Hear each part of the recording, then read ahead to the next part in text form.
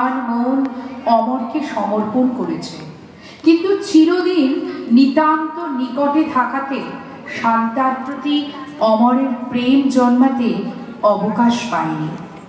অমর শান্তার মনের ভাব না বুঝে সে প্রেয়সীর খুঁজে বের হয়েছে। এইদিকে গল্পের দ্বিতীয় নায়িকা প্রমোদা প্রেমে অবিশ্বাসী, তাই সে বারবার প্রত্যাখ্যান করে তার দুই প্রেমিক কুমার ও অশোকের ভালোবাসাকে। কুমার ও অশোকের কাছ থেকে প্রমোদার কথা শুনে অমরের প্রমোদার প্রতি কৌতূহল সৃষ্টি হয়। অবশেষে দেখা হয় অমর ও প্রমোদার। প্রথম দেখায় দুজন দুজনের প্রেমে পড়ে। অমর তার ভালোবাসা প্রমোদার কাছে প্রকাশ করলেও প্রমোদা তার ভালোবাসার কথা প্রকাশ করে না। ফলস্বরূপ তাদের মধ্যে ভুল বোঝাবুঝি সৃষ্টি হয় এবং অমর ফিরে আসে শান্তার কাছে। অন্যদিকে প্রমোদা আকুল হয়ে ওঠে অমরকে কাছে ফেরানোর জন্য। নাটকের মূল বিষয় তো মায়ার খেলা, যা প্রেম ও ভালোবাসার প্রতীক। এখানে জীবনের সুখ ও দুঃখ, প্রেম ও ভালোবাসার জটিলতাকে তুলে ধরা হয়েছে। রবীন্দ্রনাথ এই নাটক নারী উন্নয়নের কথা চিন্তা করে রচনা করেন, যেখানে নারী তাদের অধিকার ও স্বাধীনতা নিয়ে সচেতন হতে পারে। আসুন সৃজিতা ঘোষের ভাবনা এবং পরিচালনায় কলা কেন্দ্রমের শিল্পীদের পরিবেশনায় আমরা দেখে নিই আজকের শেষ নিবেদন, নৃত্যনাট্য মায়ার খেলা। বিভিন্ন ঐতিহ্যবাহী উৎসবগুলো নিয়ে মনোযোগ দিয়েছে। তার লেখা কবিতার মধ্যে তার প্রতিফলন দেখা যায়। তোর বাড়ি উঠলো পাড়া, তবু কথা দেন না সারা, জাগুন শিগগির জাগুন। তুমি বেজে ওঠে ডিম ডিম রবে, সাঁওতাল পল্লীতে উৎসব হবে। পূর্ণিমা চন্দ্রে জ্যোৎস্না ধারায়, শান্ত বসুন্ধরা তন্দ্রা হারায়। তাল গাছে পল্লব চয়, চঞ্চল হিল্লোলে কল্লোলময়। আমৃর মঞ্জরি গন্ধ বিলায়, চম্পার সৌরভ শূন্যে মিলায়। দান করে কুসুমিত কিংশুকবন, সাঁওতাল কন্যার কর্ণভূষণ। অতি দূর প্রান্তরে শৈল চূড়ায়, মেঘের আছে নাম সুখ পতাকর। ওই শুনি পথে পথে হই হইরা, বংশীর শিবিতালে বাজে ঢোল ঢাক। নন্দিত কণ্ঠের হাস্যের রোল, অক্ষর তলে দিল উল্লাস দোল। ধীরে ধীরে সর্বরি হয় অবসান, উঠিল বিহঙ্গে প্রত্যুষ গান। বনচূড়া রঞ্জিল স্বর্ণ রেখায়, পূর্ব দিগন্তে প্রাণ করে খায়। গ্রাম্য জীবনে সহজ সরল শাশ্বত চিরন্তন আলো এবং মুক্ত মনের বহিঃপ্রকাশ ঘটে রবীন্দ্রনাথ ঠাকুর বিরচিত ডাকঘর নাটকে। এই নাটকের সূচনা হয় স্বপ্নাদেশের এক আলোকময় পরিবেশে। সংরক্ষণশীলতার ছাঁচে বাঁধা কবিরাজ অসুস্থ অমরকে বঞ্চিত করেছেন মুক্ত আলো নির্মল হাওয়া থেকে। নিরুপায় অমল তাই তার জানলার ধারে বসে আপন মনে স্বপ্ন দেখে। বাইরের জগৎটা তার কাছে স্বপ্নের দেশ। অজানার হাতছানি তাকে কেবলই মাতাল করে। দইওয়ালা, পাহাড়ওয়ালা, গ্রামের ছেলেরা, মালিক মেয়ে সুধা, সবাই তার বন্ধু। দই দই ভালো দই, দই দই ভালো দই। দইওয়ালা, দইওয়ালা, ও দইওয়ালা, ডাকছো কেন? দই কিনবে? কেমন করে কিনবো? আমার তো পয়সা নেই। কেমন ছেলে তুমি, কিনবে না তো আমার বেলা পরিয়ে দাও কেন? আমি যদি তোমার সঙ্গে চলে যেতে পারতুম। আমার সঙ্গে?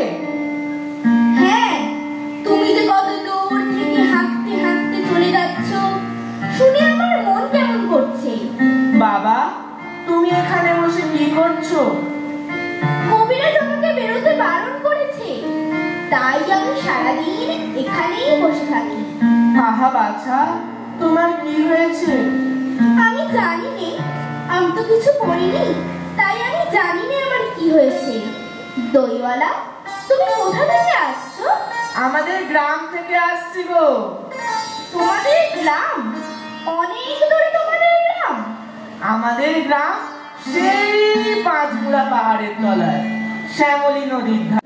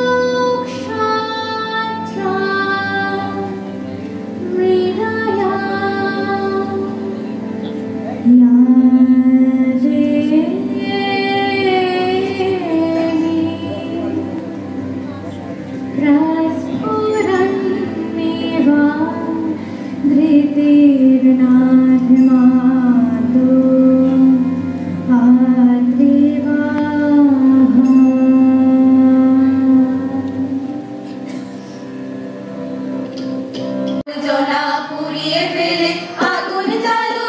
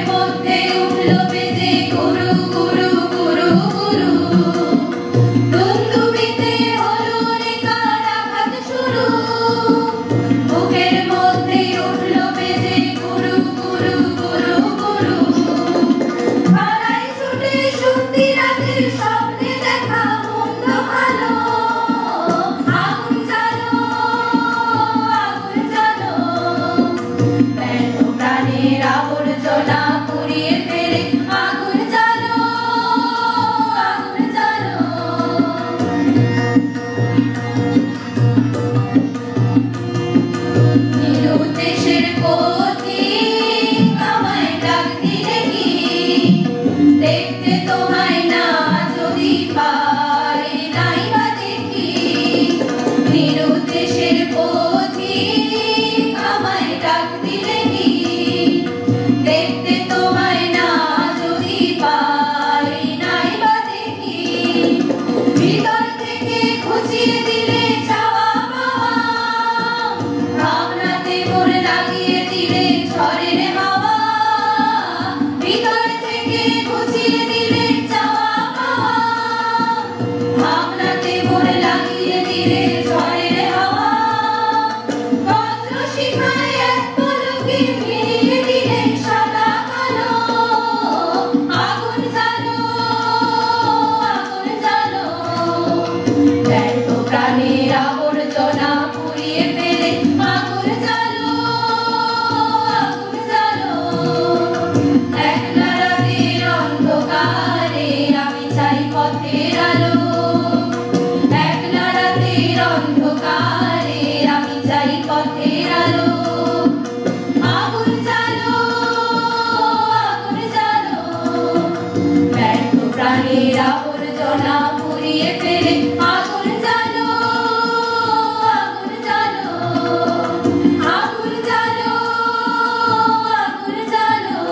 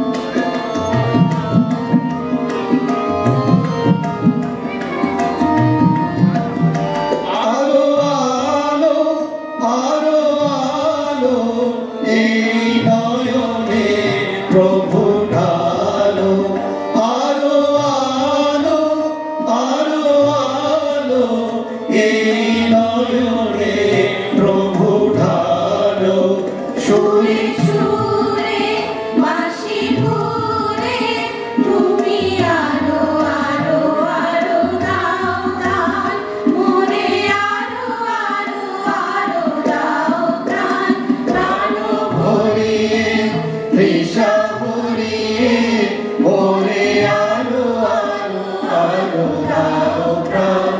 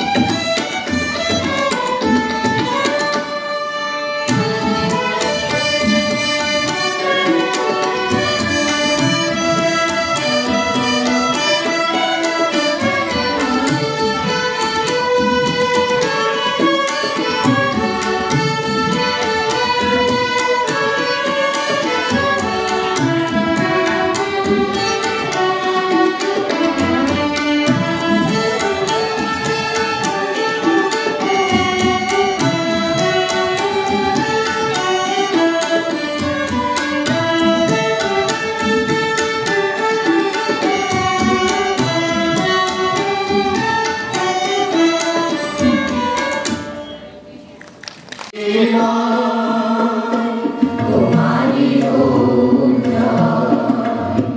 ভেঙেছো দুয়ার এসেছো জ্যোতির্ময় তোমারি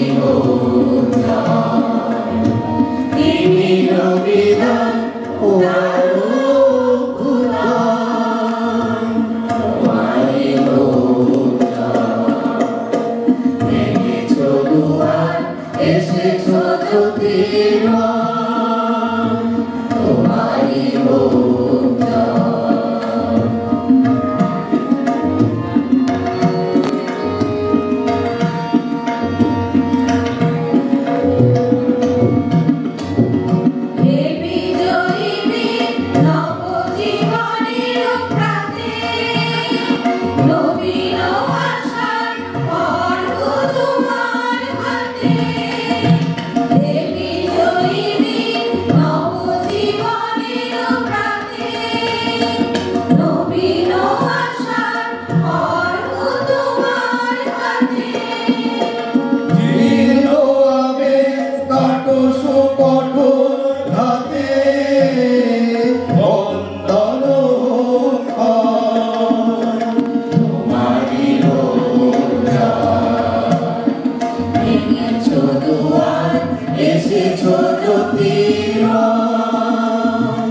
Oh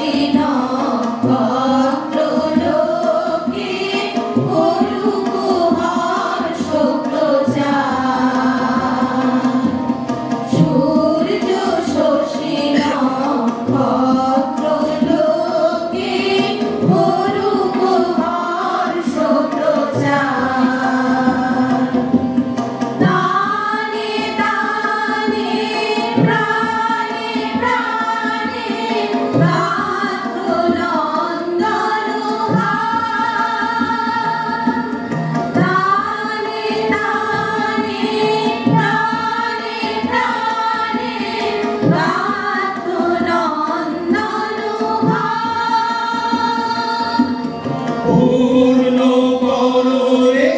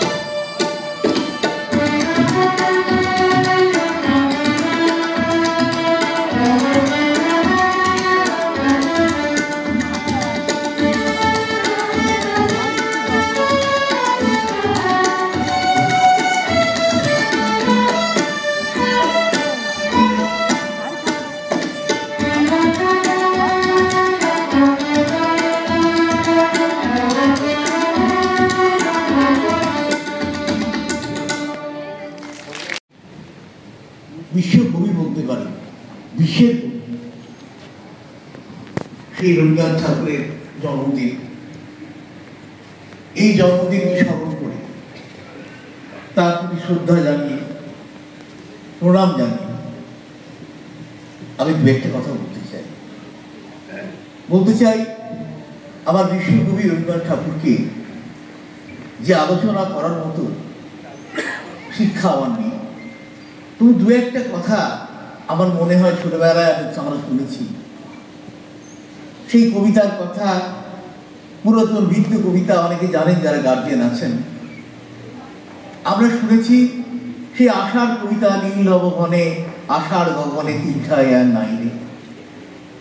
আমরা তার সেই কবিতার বাণী, প্রশ্ন কবিতা, মাগো আমায় ছুটিতে বল,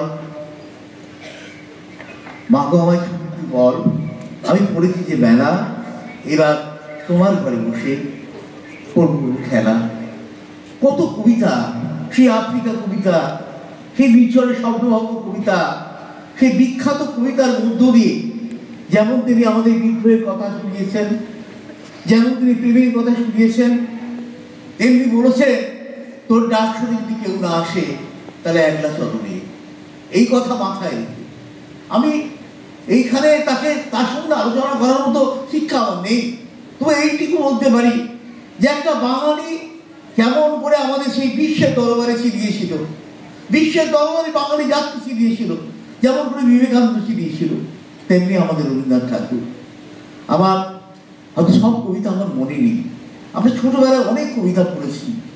সেই রবীন্দ্রনাথ ঠাকুরের সেই প্রশ্ন কবিতা শুনলে তো আমার মায়ের মনে হয় যে তার মধ্যে চিন্তা এলো কি করে, মাগো আমায় ছুটি দিতে বল, সকাল থেকে পড়েছি যে বেলা, এবার আমি তোমার ঘরে বসে করবো খেলা।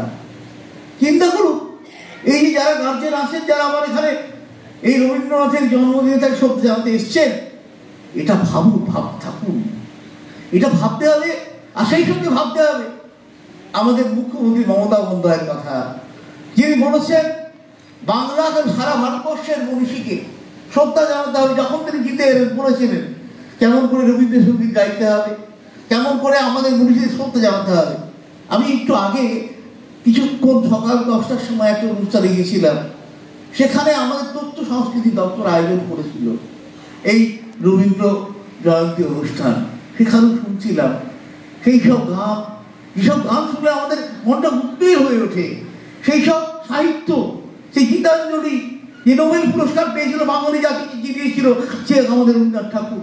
সেই জালিয়ানওয়ালাবাগে যখন আমাদের মানুষকে মারা হলো ব্রিটেনের শাসনে, তার নাইট উপাধি ত্যাগ করেছিলেন।